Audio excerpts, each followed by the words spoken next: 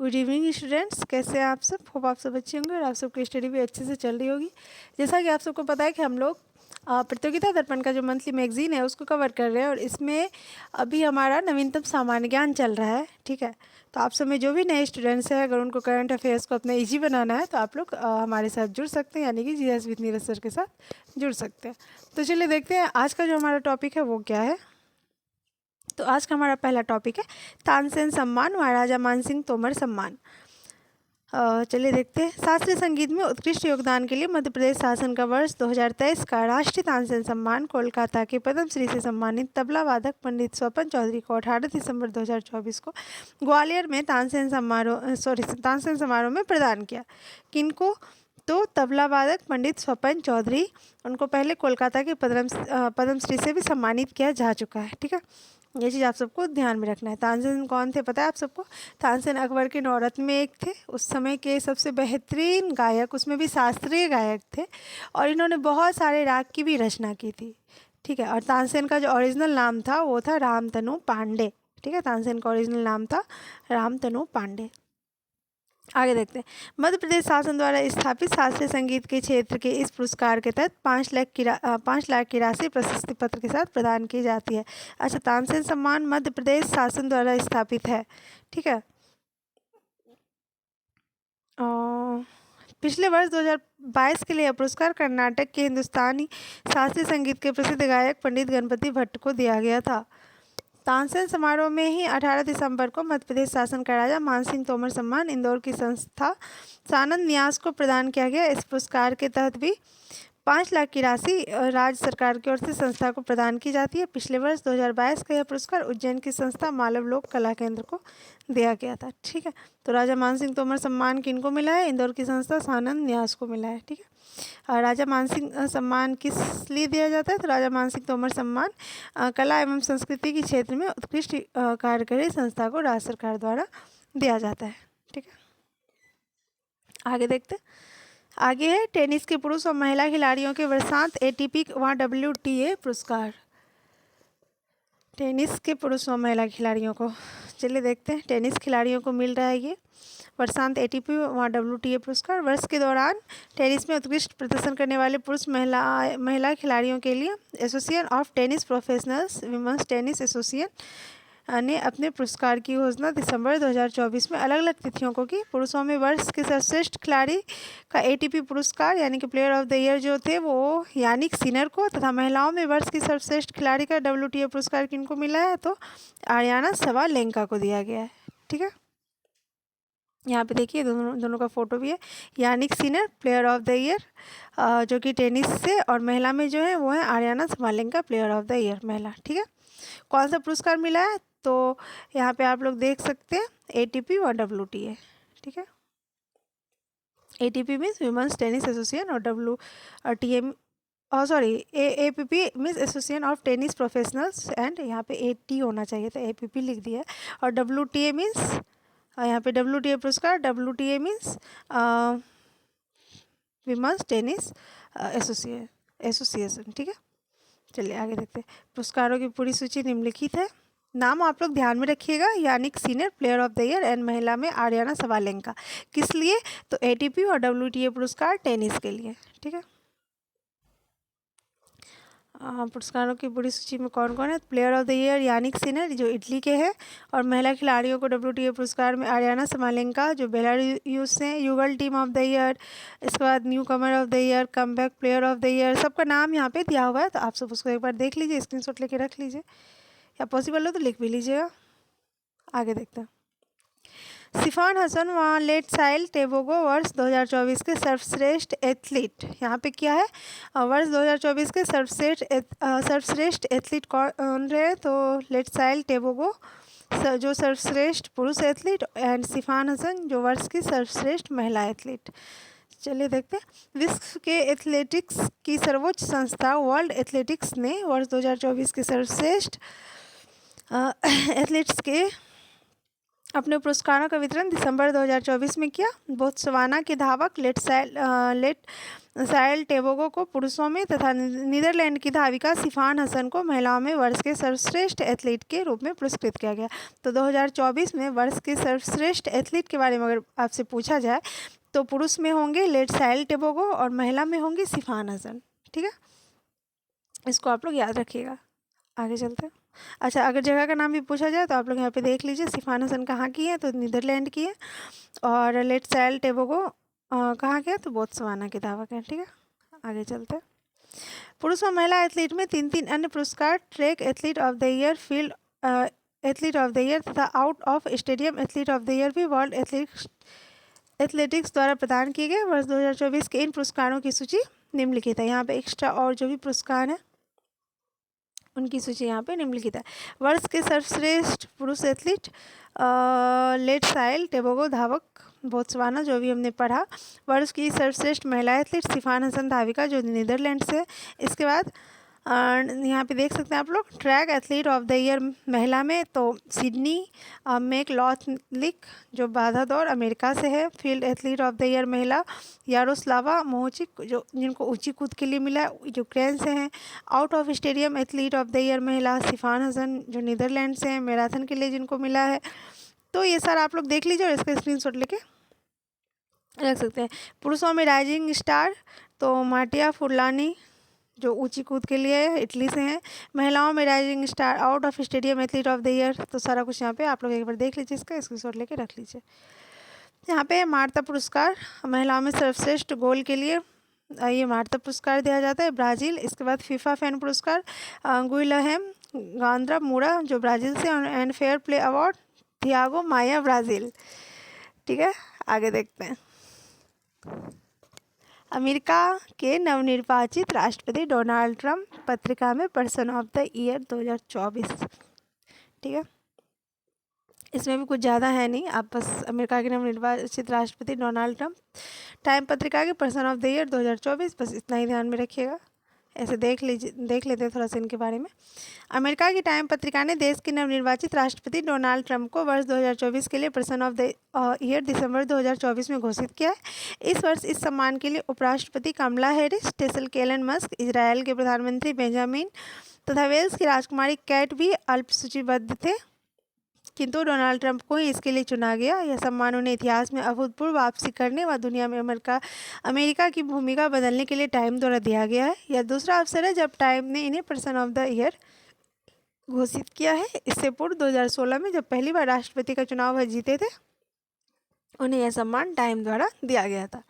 ठीक है, टाइम पत्रिका का यह सम्मान किसी ऐसे व्यक्ति को प्रतिवर्ष दिया जाता है जिसका पिछले एक वर्ष में वैश्विक घटनाओं पर सर्वाधिक प्रभाव रहा हो, चाहे अच्छा या बुरा।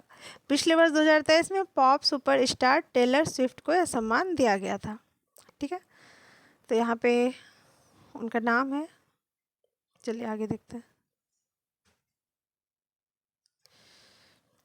अच्छा, आप सबको पता है कि पर्सन ऑफ द ईयर जो है हमारे महात्मा गांधी भी रह चुके हैं पहले।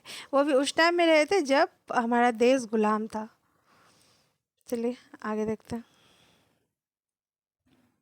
यहाँ पे सबका नाम कि 2007 से लेके अब तक में जो पर्सन ऑफ द ईयर रहे उन सबका नाम यहाँ पे दिया हुआ है। आगे देखते हैं। Time CEO of the year 2025 कौन रही है तो सेमीकंडक्टर इंडस्ट्रीज़ की कंपनी की सीईओ लिसा सू। ठीक है, यहाँ पे देखिए फ़ोटो दिया हुआ है। लिसा सू को टाइम पत्रिका ने वर्ष 2024 के लिए सीईओ ऑफ द ईयर चुना है। टाइम के अनुसार 2014 में एएमडी की कमान संभालने के पश्चात उन्होंने कंपनी को ज़बरदस्त ऊंचाइयों तक पहुंचाया। इनकी तकनीकी विशेषज्ञता ने एएमडी को तेज़ी से बढ़ने में मदद की तथा उनके नेतृत्व में कंपनी ने तेज़ और उन्नत सीपीयू चिप्स विकसित किए जो कंप्यूटर की परफॉर्मेंस को बेहतर बनाते हैं। टाइम के अनुसार लिसा का इंजीनियरिंग बैकग्राउंड की सफलता में अहम भूमिका रहा है। टाइम द्वारा पिछले वर्ष यह सम्मान अमेरिका की ओपन एआई के सीईओ सैम एल्टमैन को दिया गया था। आगे देखते हैं। Time athlete of the year कौन रहे तो अमेरिका के बास्केटबॉल खिलाड़ी कैटलिन क्लार्क को टाइम पत्रिका ने वर्ष 2024 के लिए एथलीट ऑफ द ईयर के रूप में चुना है। ठीक है, बस नाम आप लोग याद रखिएगा, उतना नहीं। Time athlete of the year कौन रही है तो कैटलिन क्लार्क यहाँ पे देख लीजिए, इनका फ़ोटो दिया हुआ है, ठीक है। पिछले वर्ष यानी 2023 में टाइम दिया सम्मान अर्जेंटीना के फुटबॉलर लियोनेल मेसी को दिया था, ठीक है। आगे देखते हैं। प्रधानमंत्री श्री नरेंद्र मोदी को कुवैत का सर्वोच्च नागरिक सम्मान, यहाँ पे देखिए। नवंबर 2024 में नाइजीरिया, बारबाडोस, डोमिनिका व गुयाना के सर्वोच्च राष्ट्रीय सम्मानों से सम्मानित श्री नरेंद्र मोदी को अब कुवैत ने भी अपने सर्वोच्च नागरिक सम्मान द ऑर्डर ऑफ मुबारक अल कबीर से दिसंबर 2024 से सम्मानित किया है। श्री मोदी ने 22 दिसंबर 2024 की कुवैत यात्रा के दौरान वहां के अमीर महामहिम शेख मिसल अल अहमद अल जबर अल सवाह ने उन्हें यह सम्मान प्रदान किया। कुवैत का यह राष्ट्रीय सम्मान गिने चुने वैश्विक नेताओं को ही दिया गया है। विभिन्न देशों की ओर से नरेंद्र मोदी को दिया गया यह 20वां अंतर्राष्ट्रीय सम्मान है, ठीक है। आप लोग ध्यान में रखिएगा कि विभिन्न देशों की ओर से दिए गए नरेंद्र मोदी को यह 20वां अंतर्राष्ट्रीय सम्मान है, ठीक है। कुवैत की तरफ से उन्हें सर्वोच्च नागरिक का सम्मान मिला है, ठीक है। अच्छा, उसका नाम देख लीजिए, नागरिक सम्मान कौन सा है, तो द ऑर्डर ऑफ मुबारक अल कबीर, इसको आप लोग ध्यान में रखिएगा, ठीक है। आगे देखते हैं। प्रधानमंत्री राष्ट्रीय बाल पुरस्कार 2024। कला एवं संस्कृति, बहादुरी, पर्यावरण विज्ञान एवं प्रौद्योगिकी, नवाचार, समाज सेवा व खेलकूद सहित 7 विभिन्न क्षेत्रों में विशिष्ट उपलब्धियों के लिए विभिन्न राज्यों या केंद्र शासित क्षेत्रों से चुने गए 5 से 18 वर्ष आयु वर्ग के 17 बच्चों को प्रधानमंत्री राष्ट्रीय बाल पुरस्कार तीसरे वीर बाल दिवस के अवसर पर राष्ट्रपति श्रीमती द्रौपदी मुर्मू ने 26 दिसंबर 2024 को नई दिल्ली में राष्ट्रीय भवन सांस्कृतिक केंद्र में आयोजित समारोह में प्रदान किया, ठीक है। पुरस्कार के तहत पदक व प्रशस्ति पत्र इन्हें प्रदान किए गए। पुरस्कृत बच्चों से बाद में उसी दिन भरत मंडपम में आयोजित वीर बाल दिवस कार्यक्रम में प्रधानमंत्री श्री नरेंद्र मोदी भी मिले तथा उनसे परिसंवाद किया। पुरस्कृत 17 बच्चों में 7 लड़के व 10 लड़कियां हैं। इनमें एक 3 वर्षीय शतरंज खिलाड़ी अनीस भी शामिल है। वाह, देखिए वो सिर्फ 3 वर्ष के हैं अभी। सभी पुरस्कृत बच्चों के नाम व पुरस्कार कैटेगरी उपयुक्त तालिका में दर्शाए गए हैं, ठीक है। तो ये सभी बच्चों के नाम हैं और जो कैटेगरी है उनका, किस क्षेत्र से उनको मिला है, कौन सा सम्मान और राज्य का नाम दिया हुआ है यहाँ पे। आप लोग इसका स्क्रीनशॉट लेके रख लीजिए, ठीक है। एक बार पढ़ लीजिएगा। आगे देखते हैं। निधन, जाकिर हुसैन, आप सबको पता है ये कितने बड़े तबला वादक रह चुके हैं।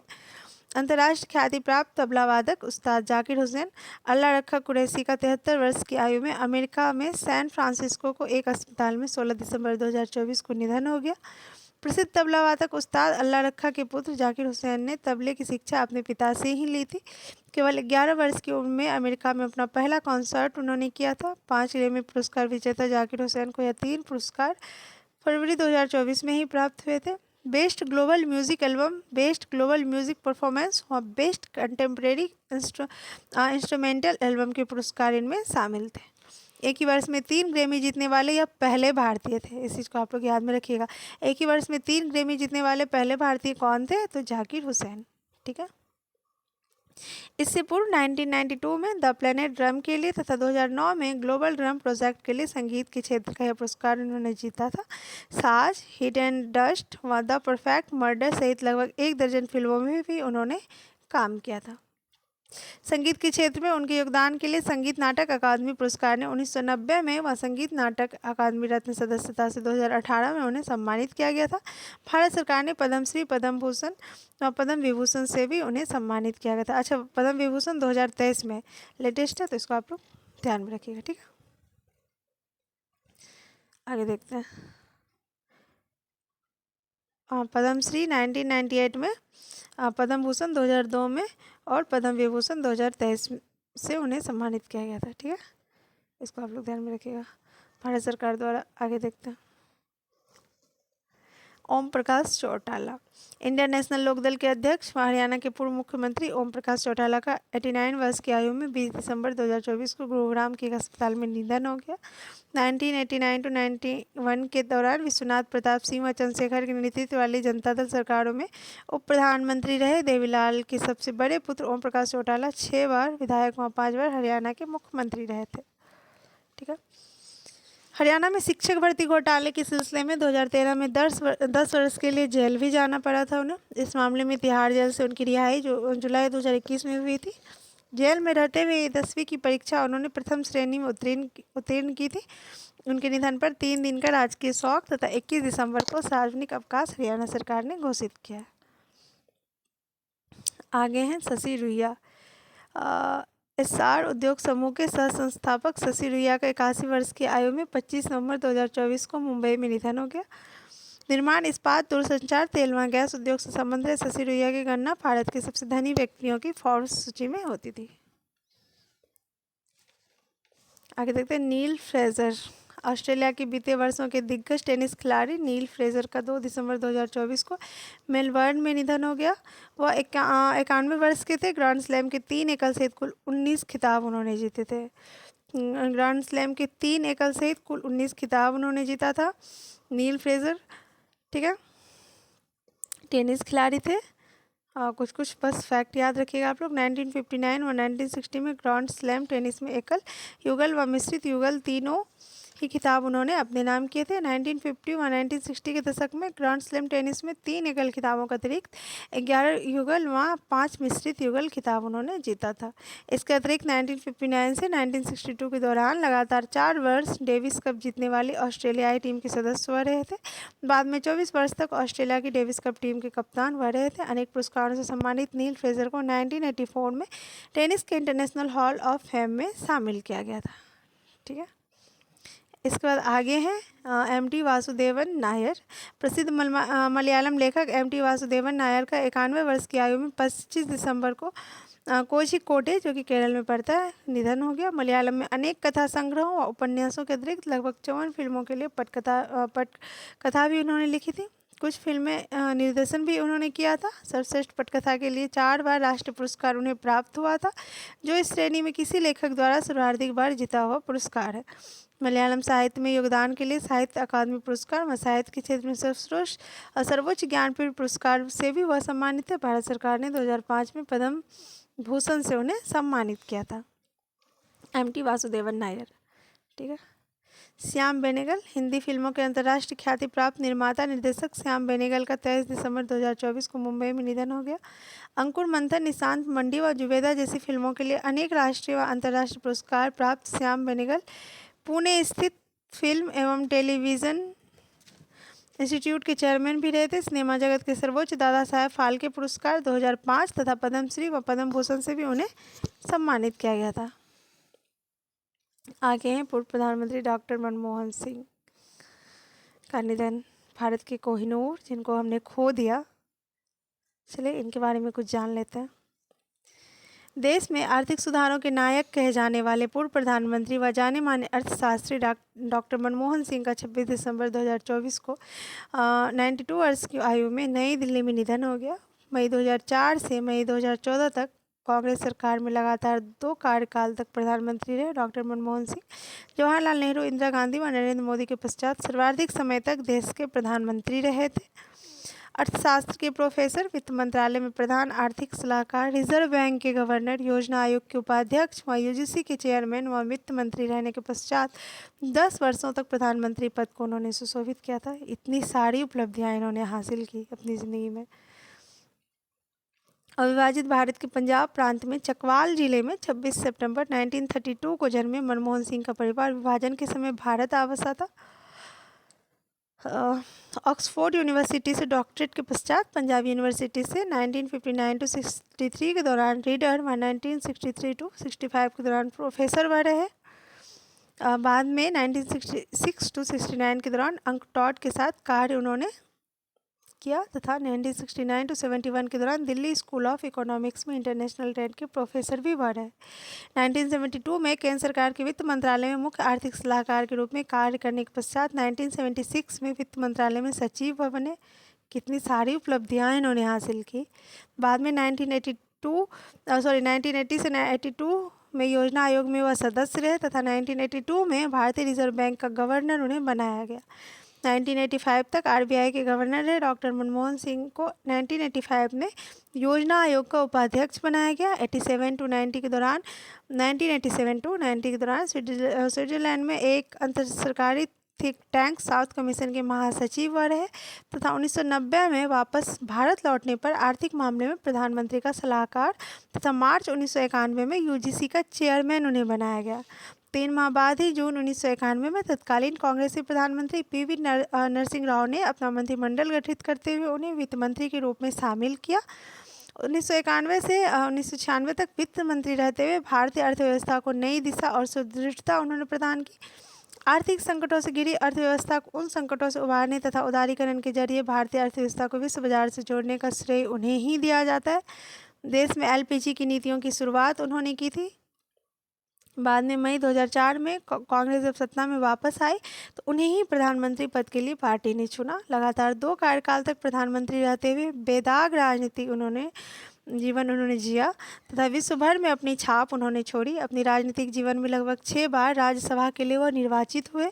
उनके निधन पर 7 दिन का राजकीय शोक सरकार ने घोषित किया। इस दौरान 1 जनवरी 2025 तक देश में तथा विदेश में सभी भारतीय दूतावासों और उच्चायोगों में राष्ट्रीय ध्वज तिरंगा आधा झुका रहा। पूर्ण राजकीय सम्मान के साथ उनका अंतिम संस्कार 28 दिसंबर को निगम बोध घाट पर किया गया। सच में ये अमर हो गए।